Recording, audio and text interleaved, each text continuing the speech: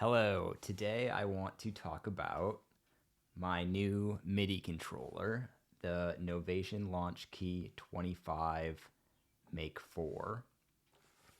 And I just wanted to do kind of a first impressions video. I haven't had it for too long, maybe like a week now, and just wanted to give a few of my initial thoughts. There are some other videos on YouTube that do some deep dives on the Launchkey MK4 line that are really good, really in depth if you want to just kind of like learn the settings. But I just wanted to talk about why I got this, some of my use cases, why I think it's a awesome controller, especially compared to maybe some other options, and just go from there. And we can talk a little bit about it. And if you have any questions, want to see maybe like the controller in action, let me know and I can make some more videos on it. But this is it. You can see it's the 25 key version, not the mini version. It's a little bigger. And we'll talk about some of the differences in a second. But I always like to get a nice, when I'm watching these videos, like up close view of these things. Like sometimes people don't show like the physical side as much as I wish they would, but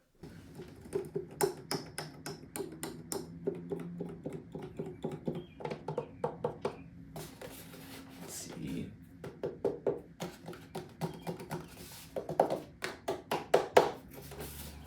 The buttons.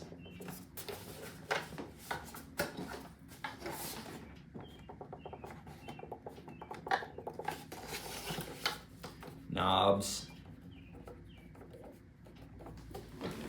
So anyways, just right off the bat, the feel of it is maybe one of my few cons I have about the controller, honestly. It doesn't feel bad. It doesn't feel bad, but it is a little plasticky.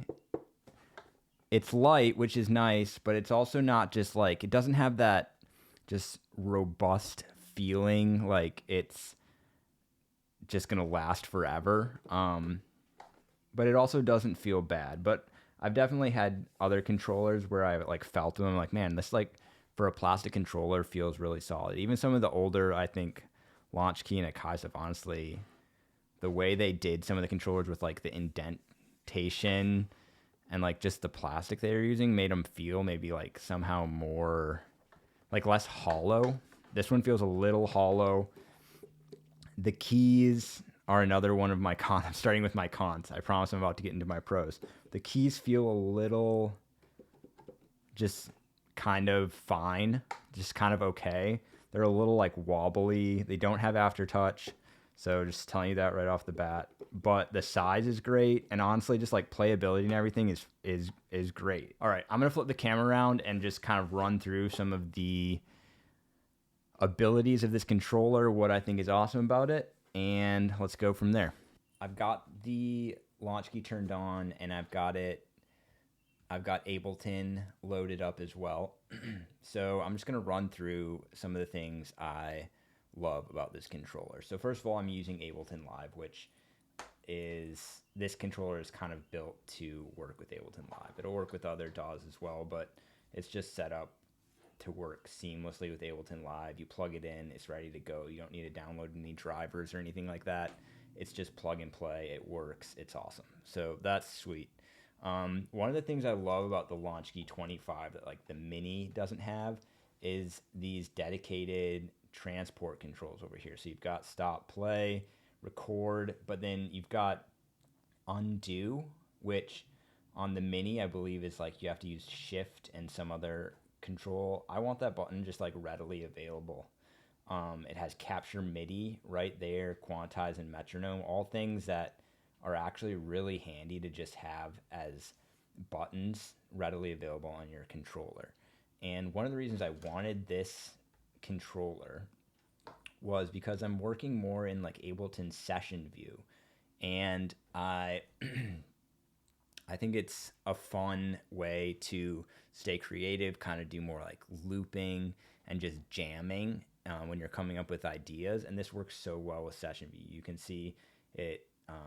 I've got a drum track drum kit loaded in to channel 1, and it's already defaulting. You can see it's arming those tracks so I can record onto them. So if I turn on the metronome,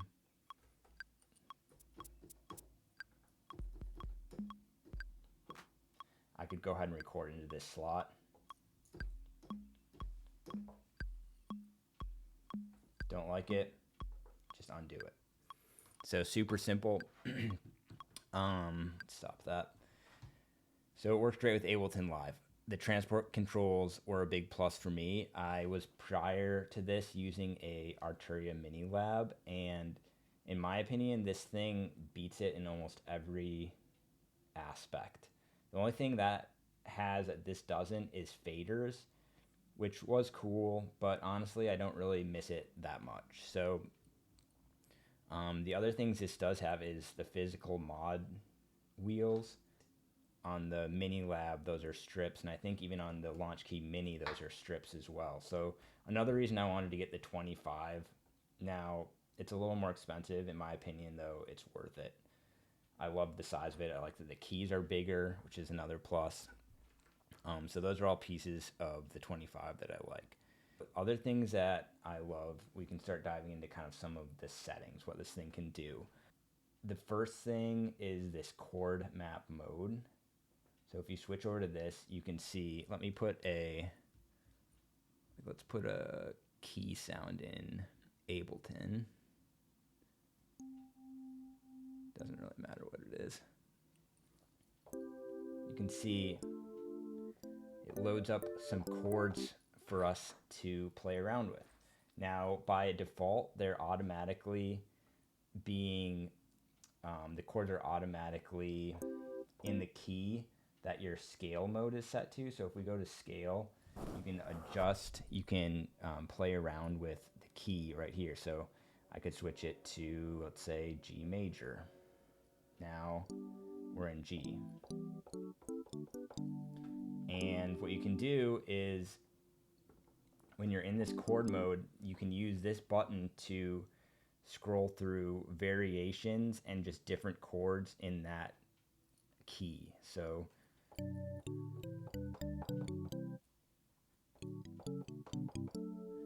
pretty cool. And the other thing you can do, which I love, is you can play with like the roll. So if you want the more of that roll, playing the keys like you're actually rolling from the top to the bottom, you can get pretty crazy with that.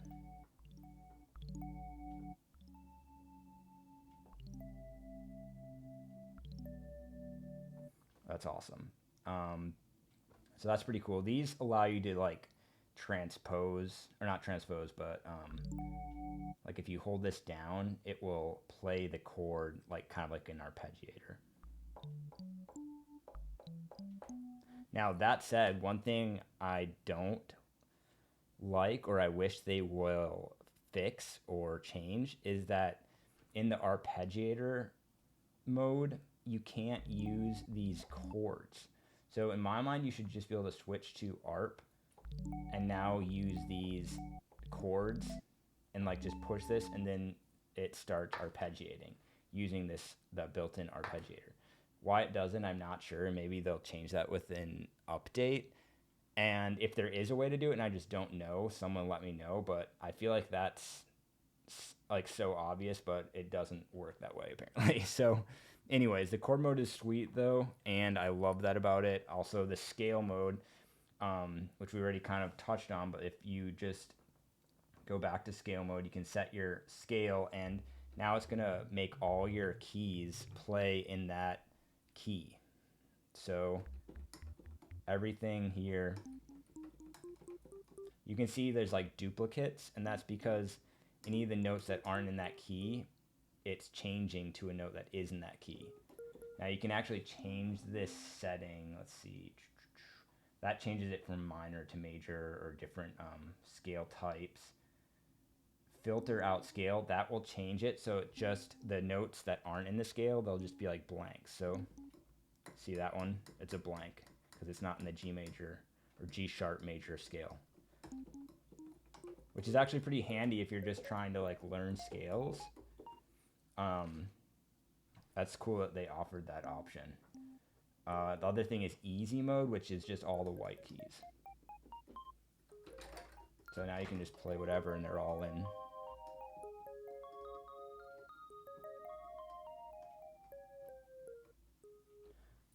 It's all in the key of G sharp major. So that's awesome. I love that about it. The arpeggiator is also really cool.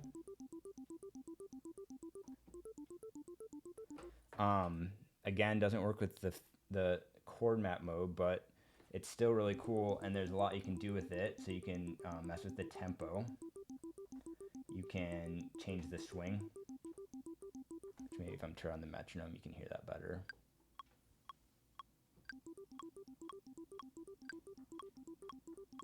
Which I love using swing with my arpeggiators. Oh, you can go negative with it too. That's pretty cool.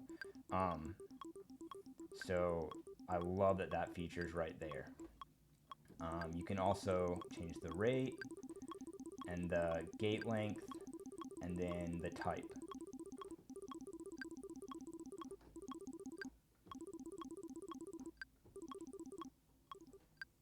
It's ridiculous. So all that's awesome. I love that that ARP is right here. It makes just staying creative really easy. That's one of the things I love about this controller is it feels like everything you need is just kind of readily accessible. It's right there. All the things that I'm reaching for, you know, a lot of times I'll reach for a ARP plugin, and this can do like 90% of what the, you know, Ableton built-in arpeggiator can do, and it's right on your MIDI controller, which is awesome if you want that more hands-on approach. So I love that. So another really cool feature is the sequencer, which I've never seen another MIDI controller have a sequencer like this. So if you go to shift and then you hit this DAW button, if you hit it just once, it'll keep you in this like scene launch mode. But if you hit it again, it puts you into a drum sequencer. And now you can see I have a drum kit in Ableton. So if I just click this kick drum, I can then sequence that kick drum in this using these pads. So let's say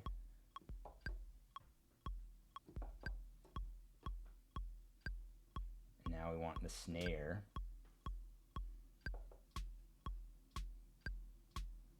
Pretty cool.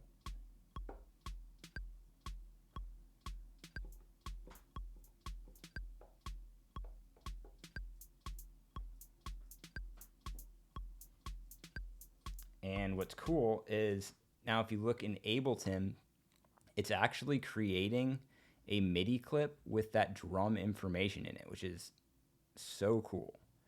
It's just a really fun way of like programming drum loops right from your controller, and then you also have immediate access to the MIDI clip, which is incredible. So another cool thing is if you now hold down on the MIDI note that you just sequenced, you can adjust it. So you can change the step, you can nudge it off the grid. So you can see in the grid, like my hi-hat, I'm moving it off the grid a bit. So maybe you want those hi-hats to swing a bit more. Now you can just shift them a little bit. And if you want to edit your snare, you just can click back on your snare, and now you can see all the places you programmed a snare. You can do the same thing. Maybe you want to change, you can also change the length of it. You can change the velocity up and down, and then you can, again, nudge it a bit. So maybe you want these not to be quite on the grid, which I like my drums a little sloppy.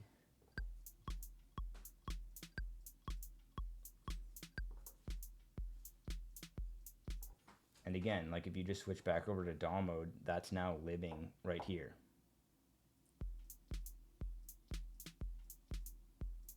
Again, like it's super intuitive. I feel like especially with Ableton Live, everything just works. It's all right there.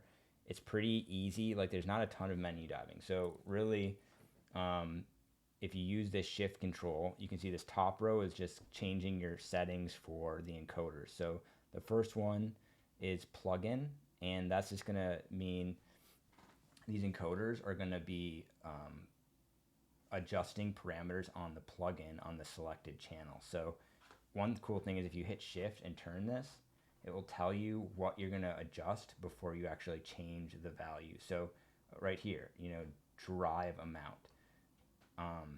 It's at 0, but if I release shift, I can now turn up the drive on that drum rack that I have loaded into that channel, which is awesome. But the fact that you can hit shift and see where your values are before you change them is really handy, and I found myself using that more than I even expected that I would. So that's cool. You can also change the mixer. This is going to allow you to change your volume, so you can see in Ableton that's going to change my volumes. If you go down, this is going to allow you to change your panning. If you go to sends, again, pretty self-explanatory, but that's going to be your A send. If you go down, that's your B send. Pretty straightforward. For DAW mode, again, you can switch these pads over to where you can play the drums that you have or whatever sounds you have loaded up. And these pads feel good to me. Like, I actually like the feel of them. They're pretty sensitive, pretty dynamic. No complaints on the pads. I really like them. So again, all the controls are pretty intuitive, and there's a whole lot more this can do too that I'm not even touching on, but this is just kind of the few things that I've been diving into so far that I love. And yeah, I would highly recommend this controller. I think coming from a mini lab, which I know is no perfect comparison, like that's probably like $115 controller versus like $180 controller. But part of the reason I wanted to make this video is because I think some people would look at this and be like, is it really worth the extra?